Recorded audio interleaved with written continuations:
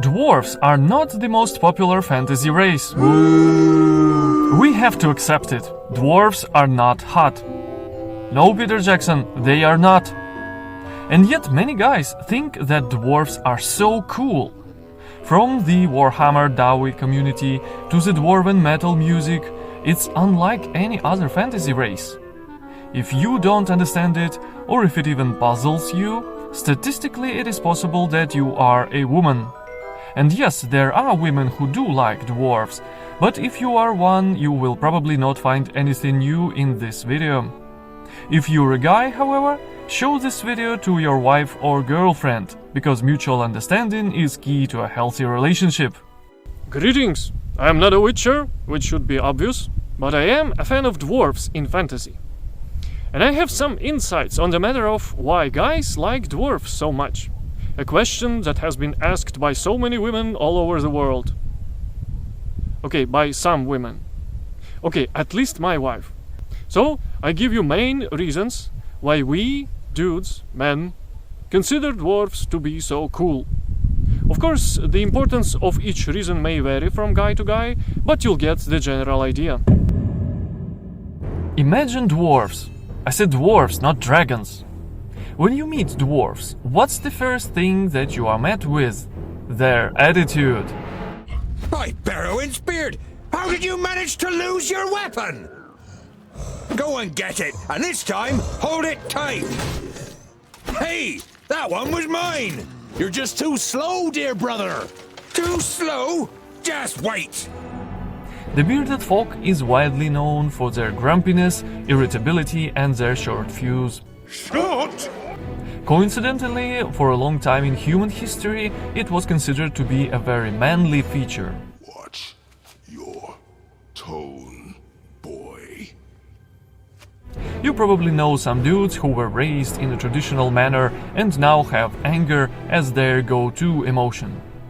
And nobody would say to a dwarf something like, "You seem to have some anger issues, maybe you should talk to a therapist." What is he saying? Does he offer us insult? At the same time, dwarves have this stereotype going on that they are rough on the outside but kind-hearted on the inside. You just need to get to know them better. Except for the Warhammer's Dwarves, that is. Those dudes are just rough everywhere. The dwarven temper should not be seen as a result of poor upbringing. It often grows from another defining feature of the dwarf psyche, their pride. In almost any dwarven culture, honor have the utmost importance. It includes their standing among other races, their ambition, and their reputation as warriors and masters of crafts. Dwarves are a very proud people, and any threat to their honor should be met with a forceful response and any offense be avenged immediately, or at least remembered, or even better, written in the Great Book of Grudges, which is an actual sacred book of Dwarves from Warhammer.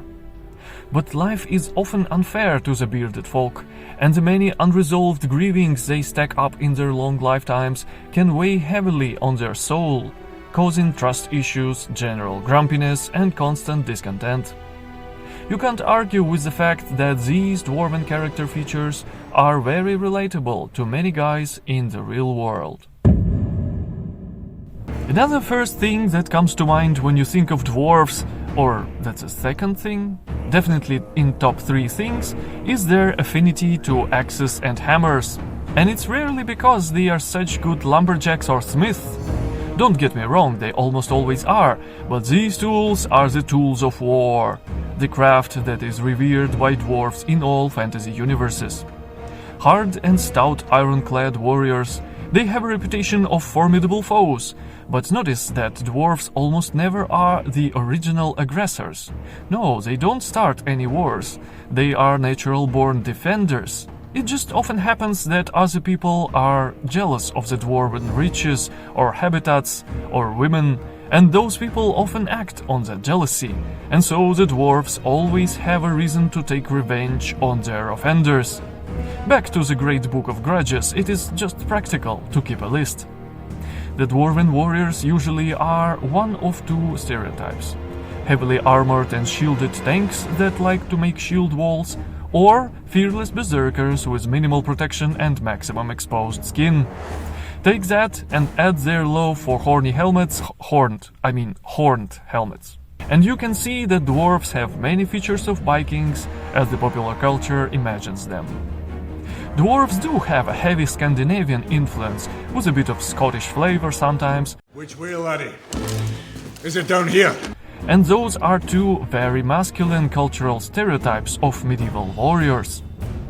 And as opposed to a stereotypical knight in shining armor, the dwarves have much more wild barbaric vibes, with their drinking, swearing and singing. If you ask any group of nerdy guys a simple question, who are better warriors, knights, dwarves or samurai?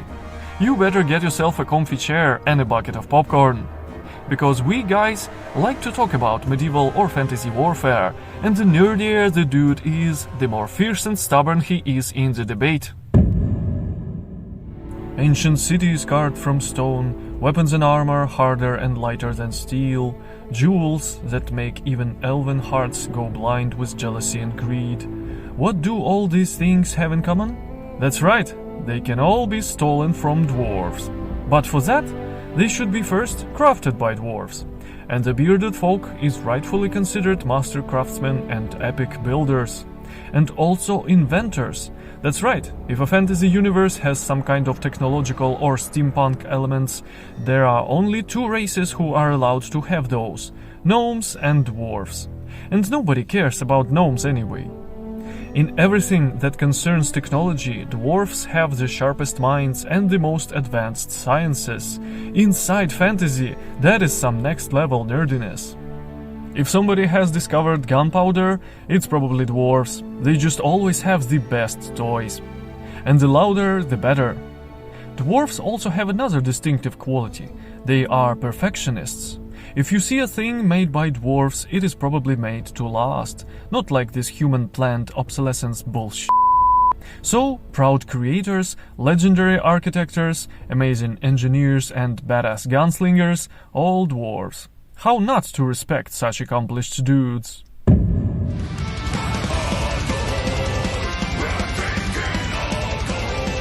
Of course we can't forget about the drinking of dwarves. It could even be their group name if they were a kind of animals, you know, like murder of crows and mischief of mice. What? Who wrote this shit? Of course we can't forget about the drinking of dwarves. Ale, beer, mead, whiskey, all the good stuff. Again, considering the strong Nordic influence in their culture, it couldn't be any other way. Dwarves drink hard and often have drinking contests. And they are often the master brewers. In some fantasy universes, their beverages are considered supreme and most valuable. By humans mostly, definitely not by elves. This is how dwarves relax after a long day at the forge, or celebrate after an old grudge is settled. Or any grudge. And also the food. Dwarves do appreciate good food in large quantities, and they have no such thing as weight problems. For example, in Warhammer universe, a dwarven bride traditionally comes with a dowry of gold based on her actual weight. So I would say it's quite an odd dwarf who would fancy an elven lass. And the drinking songs. The dwarves definitely have the best drinking songs among all fantasy races. The dwarven facial hair is the ideal of aspiration for those guys who can grow a beard, and an object of envy for those who can't. Well, for many of us. The beards may be the most prominent and valued elements of the dwarven culture. You know, like the saying, may your beard grows ever longer. Between dwarves and sometimes even to other races. Definitely not to elves. And the rise of the beard in our world's fashion this century has nothing to do with dwarves most likely. But the masculine look that the rugged hairiness of your face may add to is valued by many guys. Especially as a part of the lumbersexual style, which is actually a decade-old thing already. Wait, how long ago was 2014? Tolkien wrote that all dwarves have beards from their very birth. Imagine those babies. And again, strong Scandinavian influence here, like the fact that dwarves like to braid their beards, which is clearly associated with Vikings. There's not much information on the body hair levels of dwarves though, probably for the best. This one reason is the most controversial and the most misunderstood. Classic dwarves are often represented in fantasy only by the male specimens, which is because dwarven women do not have much desire to travel, and also because other races have difficulties telling them apart from the dwarven men. Also, there's the quantity of dwarven women, which is much less than a half, or like a third or even a quarter of all dwarves, and the fact that many dwarven men are not even interested in having a wife.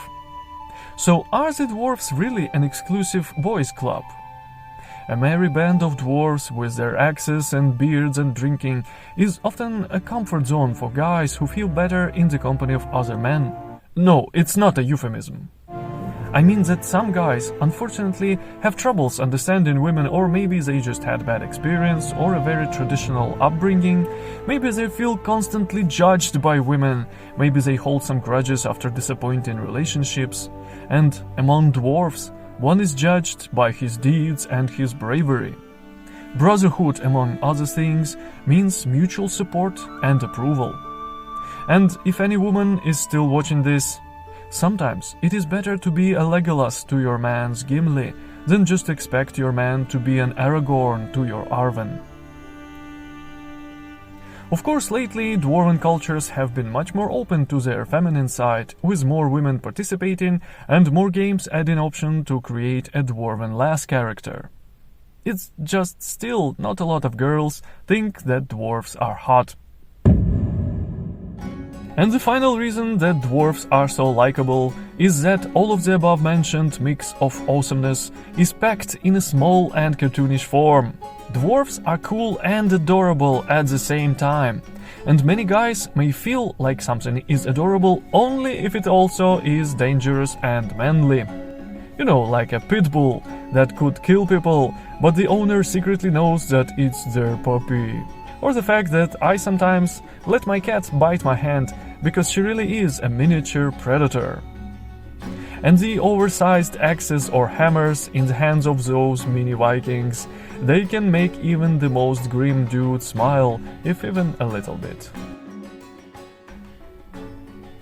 And another thing that I want to mention is considered by some people a defining characteristic of dwarves: the hate of elves.